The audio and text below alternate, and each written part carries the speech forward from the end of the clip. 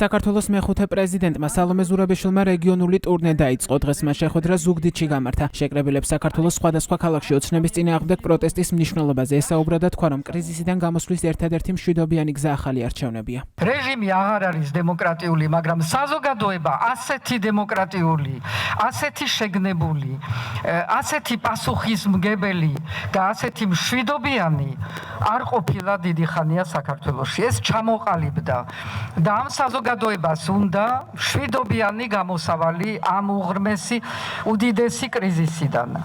და ეს გამოსავალი არის თავისუფალი არჩევნები. ამას ითხოვდნენ ჩვენი მეგობრები გარეთ, ამას ვითხოვთ ჩვენ და ამას მივაღწევთ. მაგრამ იმისთვის, რომ ამას მივაღწიოთ, ჩვენ უნდა მზად ვიყოთ.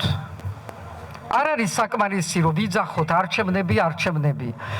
არჩევნებს უნდა მზადება ყველა მხრივ და ამაშიც მე მზად ვარ, რომ დაგეხმაროთ. საჭირო არის, რომ თქვენი ძალები გამოჩნდეს ქვეყანაში, რომ ვიცოდეთ ვინ ხართ, სად ხართ და შემდეგ არჩევნებზე აღარ იყოს იმაზე ლაპარაკი, რომ ეს პარტია არ მომწონს, ის პარტია არ მომწონს. თუ არ მოგწონს, ჩამოაყალიბეთ. სალომე ზურაბიშვილის თქმით, დღეს ორი საქართველო არ არსებობს, რადგან საზოგადოება ერთსულოვანია, მეორე მხარეს კი მხოლოდ მოძალადე რეჟიმი დგას.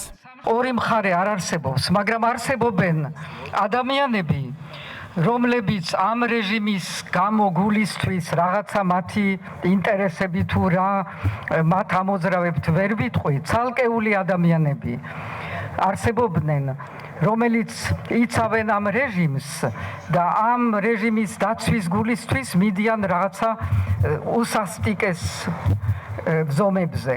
მე მაგალითად მინდა ვახსენო, გუშინ იყო სასამართლო, სადაც ის ახალგაზრდები სრულიად უდანაშაულო ახალგაზრდები ყველამ ძალიან კარგად ვიცით და იმ მოსამართლემ, რომელიც იქ იჯდა, იმანაც ძალიან კარგად იცის, რომ იქ არც არაფერი ჯგუფური ძალადობა არ ყოფილა და არანაირი დანაშაული და ესენი განთავისუფლდებიან, როგორც ქვეყანა განთავისუფლდება. სალომე ზურაბიშვილმა საერთაშორისო პარტნიორების მხარდაჭერაზეც გაამახვილა ყურადღება და თქვა, რომ მათი აქტიურობა საქართველოში მიმდინარე უწყვეტი და მრავალფეროვანი პროტესტის დამსახურებაა. თქვენი სახელით, ზუგდიდის სახელითაც ჩავალ ვაშინგტონში ინაუგურაციაზე. ჩვენ იქ ყავს ძალიან ბევრი მეგობრები დღეს, რომელსაც გული შესტკივათ საქართველოსთვის და რომელიც ყველაფერს აკეთებენ, იმაზე მეტსაც ვიდრე რასაც ვთხოვთ, ყველაფერს აკეთებენ იმისთვის, რომ ამ ქვეყნის მომავალი დაიცვან იმ ბრჭყალებისგან, რომელიც მოდის ჩვენი ჩრდილოეთ არამეგობრისგან.